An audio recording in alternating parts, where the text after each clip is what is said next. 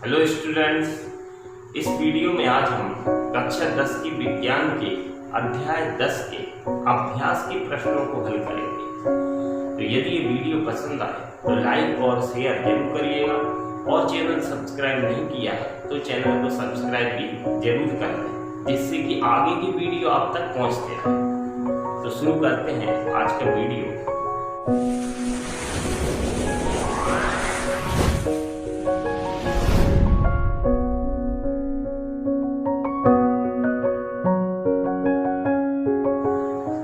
कक्षा 10 की विज्ञान के पेज नंबर 204 पर अध्याय 10 के अभ्यास के प्रश्न दिए हुए हैं। तो इस वीडियो में आज हम इन्हीं प्रश्नों के आंसर देखेंगे। तो इसमें पहला क्वेश्चन है, निम्न में से कौन सा पदार्थ लेंस बनाने के लिए प्रयुक्त नहीं किया जा सकता? पहला ऑप्शन दिया है जल, दूसरा ऑप्शन है कांच, तीसरा है ऑप्शन प्लास्टिक और चौथा ऑप्शन है मिट्टी। तो हमारा आंसर रहेगा मिट्टी, क्योंकि मिट्टी का लेंस बना लेने से प्रकाश की किरणें उसको पार नहीं कर सकती, इसलिए मिट्टी से हम लेंस नहीं बना सकते। सेकंड क्वेश्चन है, किसी बिंब का अवतल दर्पण द्वारा बना प्रतिबिंब आभासी, सीधा तथा बिंब से बड़ा पाया गया वस्तु की स्थिति कहाँ होनी चाहिए? इसमें ऑप्शन दिए हैं, पहला मुख्य फोकस तथा वक्रता केंद्र के बीच, दूसरा वक्रता केंद्र पर, तीसरा वक्रता केंद्र से परे, चौथा दर्पण के ध्रुव तथा मुख्य फोकस के बीच। तो इस क्वेश्चन में ये बोला गया है कि अवतल दर्पण द्वारा वस्तु का आभासी, सीधा और बड़ा। तो अवतल दर्पण केवल एक ही स्थिति में सीधा और बड़ा प्रतिबिंब बनाता है, जबकि वस्तु कहाँ रखी हो? बहुत पास मीन्स अवतल दर्पण। जैसे ये एक अवतल दर्पण है, जब इस वस्तु को हम अवतल दर्पण के ध्रुव और फोकस के बीच रखते हैं, इधर कहीं, जब वस्तु को ध्रुव और फोकस के बीच रखा जाता है, तभी अवतल दर्पण द्वारा उस वस्तु का प्रतिबिंब सीधा और बड़ा बनता है। तो क्वेश्चन नंबर सेकंड का आंसर हमारा ऑप्शन डी, दर्पण के ध्रुव तथा मुख्य फोकस के बीच। क्वेश्चन नंबर थर्ड, इसमें ये बोला गया है कि किसी बिंब का वास्तविक तथा समान साइज का प्रतिबिंब प्राप्त करने के लिए बिंब को उत्तल लेंस के सामने कहाँ रखें? ऑप्शन दिए हैं, ऑप्शन पहला लेंस के मुख्य फोकस पर, दूसरा फोकस दूरी की दोगुनी दूरी पर, तीसरा अनंत पर, चौथा लेंस के प्रकाश के केंद्र तथा मुख्य फोकस के बीच। तो जैसे ये उत्तल लेंस है, इस उत्तल लेंस में ये प्रकाश केंद्र है O। लेंस में दो फोकस होते हैं बराबर दूरी पर, तो F फोकस है और फोकस दूरी से दोगुनी दूरी ये 2F है। तो हमें मालूम है उत्तल लेंस के द्वारा किसी भी वस्तु का प्रतिबिंब वास्तविक और बराबर साइज का बनाने के लिए हमें वस्तु को F पर रखना पड़ता है, क्योंकि जब हम वस्तु को 2F पर रखते हैं उत्तल लेंस के सामने, तभी उसका वास्तविक और बराबर प्रतिबिंब बनता है। हमारा ऑप्शन रहेगा बी, सेकंड ऑप्शन है, ये हमारा आंसर रहेगा फोकस दूरी की दोगुनी दूरी पर। अब हम देखते हैं क्वेश्चन नंबर फोर्थ, किसी गोलीय दर्पण तथा किसी पतले गोलीय लेंस दोनों की फोकस दूरियां -15 सेंटीमीटर है। दर्पण तथा लेंस संभवतः हैं। पहला ऑप्शन है दोनों अवतल, दूसरा ऑप्शन है दोनों उत्तल, तीसरा ऑप्शन है दर्पण अवतल तथा लेंस उत्तल, और चौथा ऑप्शन है दर्पण उत्तल तथा लेंस अवतल। तो इसमें एक हमारे पास गोलीय दर्पण है और एक गोलीय लेंस है, और दोनों की फोकस दूरियां -15 सेंटीमीटर है। हमें ये बताना है कि कौन सा दर्पण है और कौन सा लेंस है। तो इसके लिए थोड़ा सा हम देखते हैं। ये अवतल दर्पण होता है, इसका फोकस लेफ्ट साइड होता है। ये उत्तल दर्पण है, इसका फोकस राइट साइड होता है। ये कौन सा दर्पण है? अवतल दर्पण, और ये है उत्तल दर्पण। अब लेंस देखें तो ये उत्तल लेंस है, इसका फोकस राइट साइड होता है, मुख्य फोकस उत्तल लेंस, और ये अवतल लेंस है, इसका फोकस लेफ्ट साइड होता है, अवतल लेंस।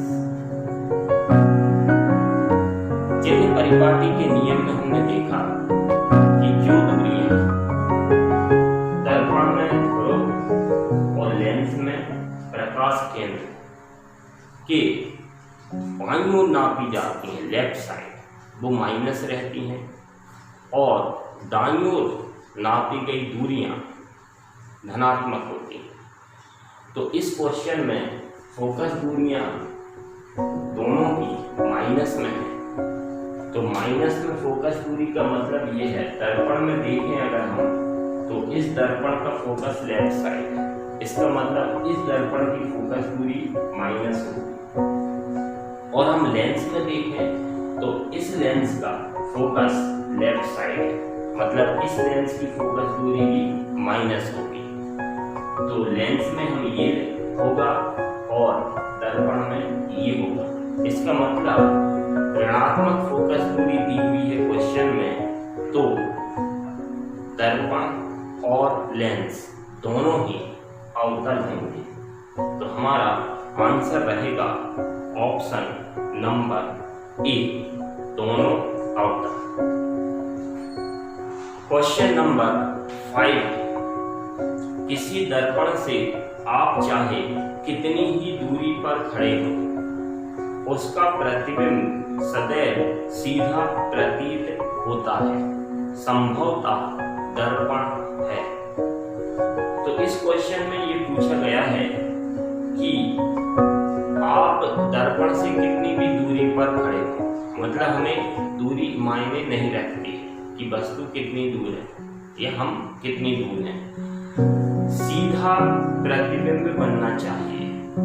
तो हमें मालूम है कि दर्पण के सामने वस्तु कहीं भी रखी हो और वस्तु का यदि सीधा प्रतिबिंब बन रहा है तो वह या तो समतल दर्पण होगा, क्योंकि सीधा प्रतिबिंब बनता है इसका मतलब आभासी बनता है, और आभासी प्रतिबिंब बनने के लिए या तो हम समतल दर्पण लेंगे या फिर उत्तल दर्पण लेंगे, क्योंकि अवतल दर्पण में भी एक स्थिति में सीधा प्रतिबिंब बनता है, लेकिन दूरी बदलने पर प्रतिबिंब चेंज हो जाता है, आभासी से वास्तविक भी बन जाता है। अवतल दर्पण में केवल कब आभासी प्रतिबिंब बनता है, जब वस्तु बहुत पास हो, मतलब ध्रुव और फोकस के बीच, इसके अलावा वास्तविक बनता है। और हमें इसमें हमेशा सीधा बनाना, सीधा मीन्स आभासी बनाना, तो इसके लिए हम या तो समतल दर्पण लेंगे या फिर उत्तल दर्पण लेंगे। तो इसमें ऑप्शन दिए हुए हैं, पहला ऑप्शन है केवल समतल, दूसरा केवल अवतल, तीसरा केवल उत्तल, चौथा या तो समतल अथवा उत्तल। तो हमारा आंसर रहेगा ऑप्शन नंबर डी, या तो समतल अथवा उत्तल। अब हम देखते हैं क्वेश्चन नंबर 6। इस क्वेश्चन में ये लिखा हुआ है, किसी शब्दकोश मीन्स डिक्शनरी में पाए गए छोटे अक्षरों को पढ़ते समय आप निम्न में से कौन सा लेंस पसंद करेंगे। तो इसमें हमें ये बताना है कि डिक्शनरी के छोटे छोटे जो अक्षर छपे हुए हैं उनको हमें देखना है, तो कौन सा लेंस प्रयोग करेंगे। ऑप्शन है, पहला ऑप्शन है 50 सेंटीमीटर फोकस दूरी का उत्तल लेंस। दूसरा ऑप्शन है 50 सेंटीमीटर फोकस दूरी का एक अवतल लेंस। तीसरा 5 सेंटीमीटर फोकस दूरी का एक उत्तल लेंस।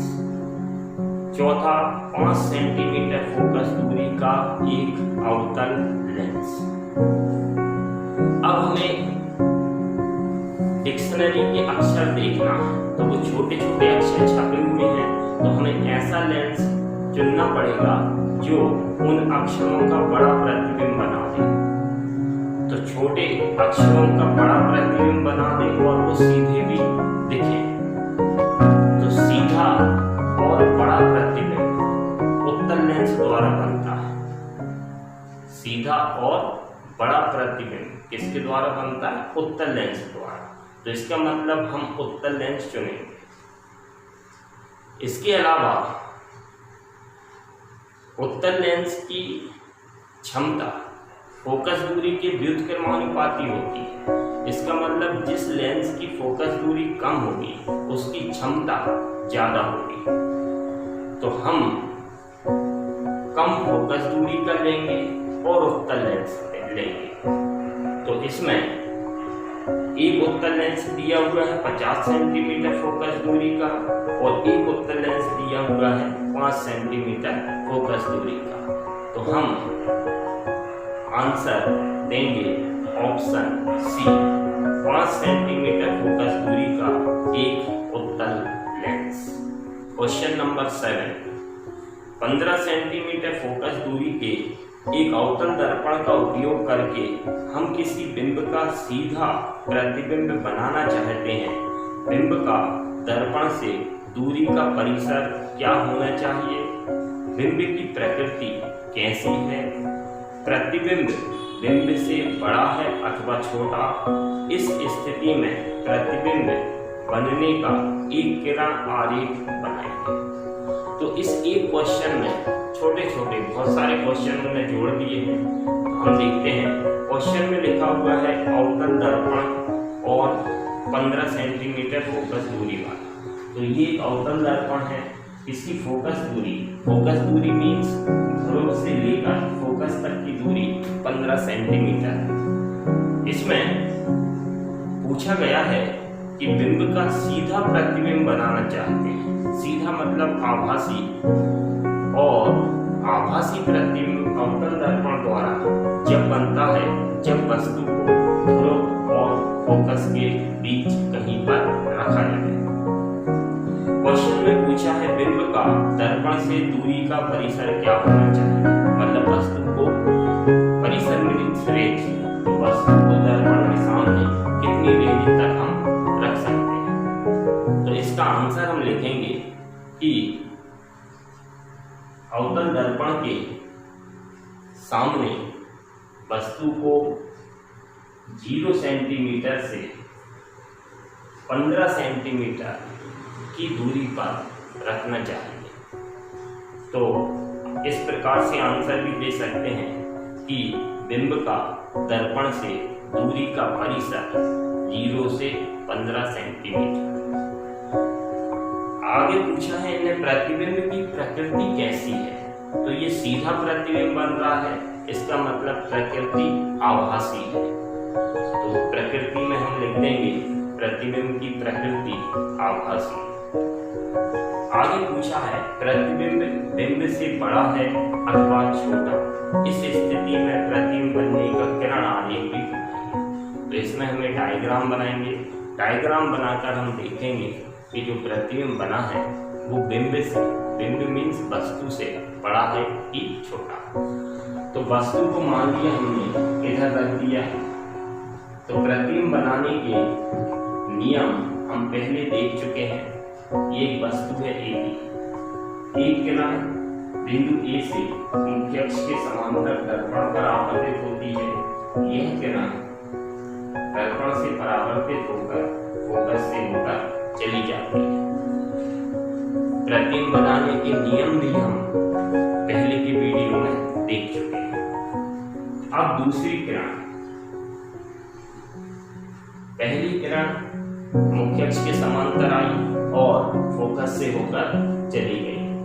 अब दूसरी किरण हम लेते हैं, मान लिया ये ध्रुव पर आ रही है, तो जितने कोण से ये आएगी उतने ही कोण से परावर्तित हो जाएगी। तो ये दो किरणें हमने ली। अब ये किरणें, परावर्तित किरणें इधर फैल रही हैं, तो इनको हम पीछे बढ़ाएंगे इसके अंदर के, तो ये इधर पीछे मिल जाएंगी। तो जहां पर ये किरणें मिलेंगी, या मिलती हुई प्रतीत होंगी, उस बिंदु पर प्रतिबिंब बन जाता। तो ये इधर टकराई है, तो ए डैश और ये बी डैश, ये हमारा प्रतिबिंब बना। तो इसमें जो हमने नियम पढ़े हुए हैं, जरूरी नहीं है यही दो नियम लगा। जो हमने प्रतिबिंब बनाने के नियम पढ़े थे, उन नियमों में से कोई से भी दो नियम हम अप्लाई कर सकते हैं। तो एक किरण ये समांतर आई, फोकस से चली गई। एक किरण ध्रुव पर आई, तो जितने कोण से आई है उतने ही कोण से परावर्तित हो गई। तो ये परावर्तित किरणें आगे नहीं मिलेंगी, इसलिए इनको पीछे बढ़ाया गया, तो ये बिंदु ए डैश पर मिल गए। इस प्रकार से वस्तु ए बी का प्रतिबिंब ए डैश बी डैश बन गया। तो यह प्रतिबिंब वस्तु से बड़ा बना। तो हमारा आंसर क्या रहेगा? वस्तु से बड़ा प्रतिबिंब बनेगा और आभासी है। ये डायग्राम भी बनाना है आंसर में। अब देखते हैं लास्ट क्वेश्चन, क्वेश्चन नंबर 8। निम्न स्थितियों में प्रयुक्त दर्पण का प्रकार बताइए। इसमें हमें दर्पण के प्रकार बताना है कि कौन सी जगह कौन सा दर्पण यूज करते हैं। तो पहला क्वेश्चन है, किसी कार का अग्रदीप मीन्स हेडलाइट। तो कार की जो हेडलाइट है उसमें हम कौन सा दर्पण प्रयोग करेंगे? तो कार की हेडलाइट में अवतल दर्पण का उपयोग किया जाता है। दर्पण मीन्स वो नहीं जो हेडलाइट के सामने जो लगा रहता है। सामने तो क्या है, कांच लगा हुआ है। ये जो अवतल अंदर का कटोरा है, जैसे ये हेडलाइट है, इसके अंदर ये बल्ब लगा है। बल्ब के चारों तरफ जो कटोरा रहता है वो अवतल दर्पण प्रयोग किया जाता है, क्योंकि जो बल्ब है वो उस अवतल दर्पण के फोकस पर रहता है और अवतल दर्पण के फोकस पर यदि हम प्रकाश स्रोत रखते हैं तब वह अवतल दर्पण प्रकाश की किरणों का एक समूह बनाकर बाहर निकालता है। समूह मतलब पुंज, प्रकाश किरणों का पुंज बनाकर बाहर निकालता है। जैसे सर्च लाइट में देखा होगा, लाइट पूरी इकट्ठी होकर फोकस होकर जाती है। तो अवतल दर्पण हमारा आंसर रहेगा। तो हेडलाइट में अवतल दर्पण का उपयोग किया जाता है। दूसरा है, किसी वाहन का पार्श्व या पश्च दृश्य दर्पण, मतलब साइड ग्लास के रूप में। तो किसी वाहन में साइड ग्लास के रूप में हम उत्तल दर्पण का उपयोग करते हैं। जो स्कूटी, मोटरसाइकिल, कार के बगल में, ड्राइवर की सीट के बगल में पीछे का देखने के लिए लगाते हैं वो साइड ग्लास। वो कौन सा दर्पण यूज करते हैं हम? उत्तल दर्पण। क्योंकि उत्तल दर्पण से किसी वस्तु का सीधा और छोटा प्रतिबिंब बनता है। तो सीधा और छोटा प्रतिबिंब बनता है तो पीछे का ज्यादा एरिया हमें दिख जाता है, मतलब उत्तल दर्पण के उपयोग से दृश्य क्षेत्र बढ़ जाता है। तीसरा है सौर भट्टी। सौर भट्टी में हम अवतल दर्पण का उपयोग करें, क्योंकि अवतल दर्पण प्रकाश की किरणों को एकत्रित करता है और भट्टी में हमें प्रकाश की किरणों को इकट्ठा करना है जिससे उसकी तीव्रता बढ़ जाए। यदि वीडियो पसंद आया हो तो बेल आइकन जरूर दबाएं जिससे कि नोटिफिकेशन आप तक पहुंचते रहे। यदि आपको कोई सुझाव देना हो या आपको कोई प्रॉब्लम है तो आप कमेंट्स में लिख सकते हैं। Thank you.